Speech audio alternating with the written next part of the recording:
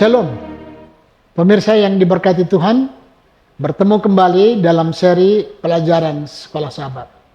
Mari kita awali dengan berdoa. Allah Tuhan kami yang bertahta di dalam kerajaan sorga, Allah yang penuh kasih, Allah yang penyayang.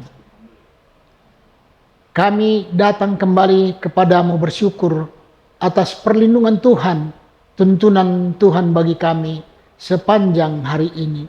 Sehingga malam ini kami boleh duduk bersama-sama mendengarkan firman-Mu, belajar firman-Mu yang akan menuntun kami mengerti kasih-Mu dan melakukan kehendak-Mu. Besertalah dengan kami dan biarlah urapan Roh Kudus-Mu menuntun kami semuanya. Begitu juga dengan pemirsa yang ada mengikuti pembelajaran firman Tuhan ini. Kami serahkan seluruh permohonan kami ini hanya dalam nama Yesus, Tuhan dan Juru Selamat kami. Amin. Pelajaran Sekolah Sahabat Jumat 30 Mei 2025, pendalaman. Bacalah Mazmur 133, Kisah Para Rasul 1 ayat 4-9, dan Wahyu 5 ayat 4-7. Sepanjang zaman para bapa, pengaruh Roh Kudus telah sering dinyatakan dalam cara yang nyata, tetapi tidak pernah sepenuhnya sekarang dalam penurutan kepada sabda Juru Selamat. Murid-murid mempersembahkan permohonan mereka untuk pemberian ini. Dan di dalam surga, Kristus menambahkan pengantaraannya. Ia menuntut pemberian roh supaya ia dapat mencurahkannya ke atas umatnya. Itu tertulis di dalam Alfa dan Omega jilid 7 halaman 32 yang dituliskan oleh Ellen G. White. Para murid diperintahkan untuk bersaksi tentang Kristus sampai ke ujung bumi. Itu tertulis dalam Kisah Para Rasul 1 ayat 8. Sebuah karya yang akan menandai kembalinya Kristus.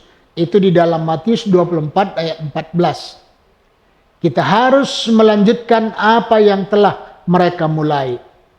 Ketika Kristus menyuruh kita untuk membawa Injil ke dunia, Dia tidak meninggalkan kita sendirian untuk memikirkan bagaimana hal itu bisa terjadi.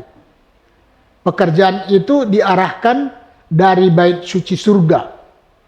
Pekerjaan kita erat terbungkus dalam Kristus. Dia membimbing dan memberdayakan kita. Ini adalah pekerjaannya, bukan milik kita.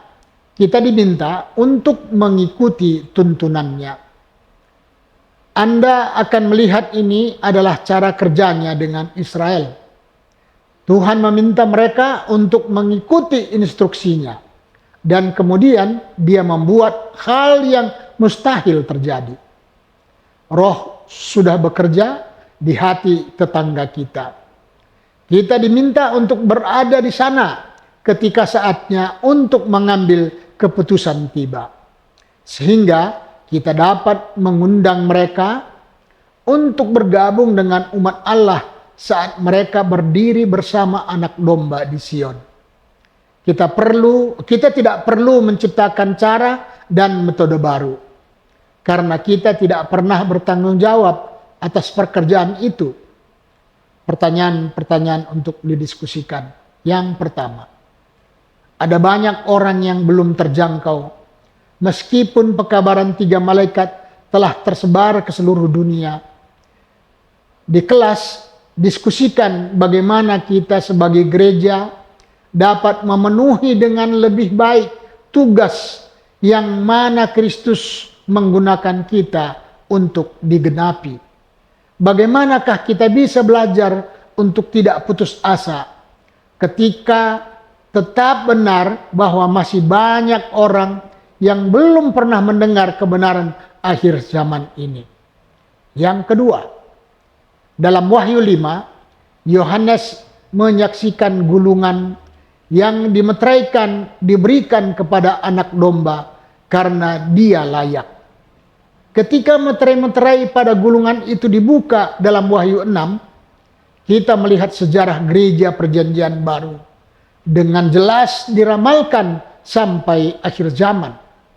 Dari gambaran ini, pelajaran apakah yang boleh kita dapatkan tentang cara yang Allah maksudkan untuk menyelesaikan pekerjaan itu? Yang ketiga, peristiwa apakah yang kita lihat sekarang di dunia yang dapat dengan mudah menuntun pada apa yang kita ketahui akan datang dalam Wahyu 12 dan 14? Hambatan apakah yang tersisa? Tuhan memberkati. Mari kita berdoa. Tuhan Allah Bapa kami yang bertahta dalam sorga, kami sungguh bersyukur kepadamu karena kami diberikan kesempatan untuk mempelajari firman Tuhan melalui pelajaran sekolah sahabat kami sepanjang minggu ini. Bagaimana Tuhan menyatakannya melalui buku Mazmur yang digenapi di buku Wahyu dan di kitab-kitab yang lain.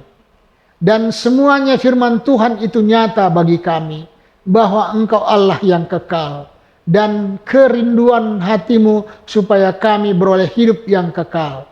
Tuntunlah kami boleh berjalan di dalam kebenaran. Dan biarlah dengan demikian hidup kami semakin hari boleh berkenan kepada Tuhan yang memuliakan Tuhan di dalam hidup ini.